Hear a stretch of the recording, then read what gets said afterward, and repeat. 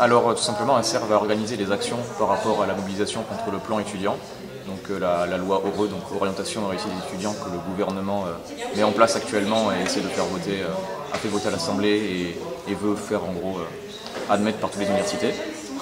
Ensuite, c'est aussi des AG qui servent à voir un peu le mouvement social global qui est en France, donc avec soit la grève des cheminots, les mouvements des salariés qu'on peut voir chez Carrefour, les mouvements de la santé aussi. Et donc là, on a vu dans cet AG qu'il y avait aussi des gens qui étaient du privé, qui étaient des cheminots, qui étaient de ces mouvements-là. Et donc globalement, oui, les AG, c'est un peu l'instance souveraine qui organise tout ça, qui fait voter toutes ces décisions et qui permet ensuite de les mettre en place.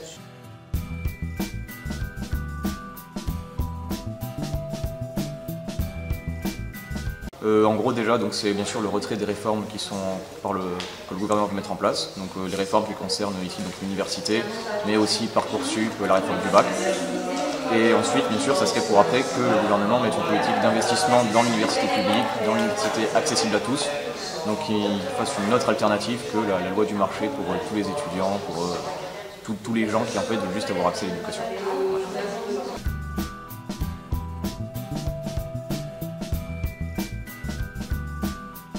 Il y a le discours de M. Amara, le président, qui dit que justement l'université ne fera pas de sélection et tout, mais derrière, il y a au contraire 7 filières en tension, je crois, enfin 5 en tension et 5 en demi-tension. Donc je crois que c'était, il y avait sociaux, il y avait biologie, il y avait sciences de la terre ou de la vie, enfin voilà, il y en a 5 qui sont officiellement en tension.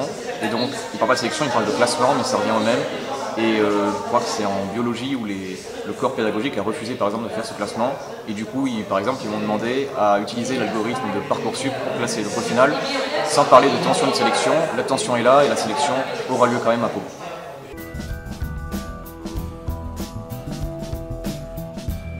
Convergence des luttes, c'est tout simplement qu'on est déjà, ne serait-ce que parmi les gens qui touchent le service public, donc ça va être les étudiants, les profs pour l'éducation, ça va être donc les cheminots pour la SNCF, ça va être les fonctionnaires divers et variés, ça va être donc les personnels de santé, mais même aussi peut-être les gendarmes, tous ceux qui en fait aujourd'hui sont touchés par les coupes de budget dans les services publics, on parle de destruction de classe, parce que c'est ça pour nous cette réforme, c'est pas une réforme, c'est une destruction. Il faudrait une refondation de ces services pour qu'ils soient accessibles à tous, qu'ils soient assurés par l'État à la population.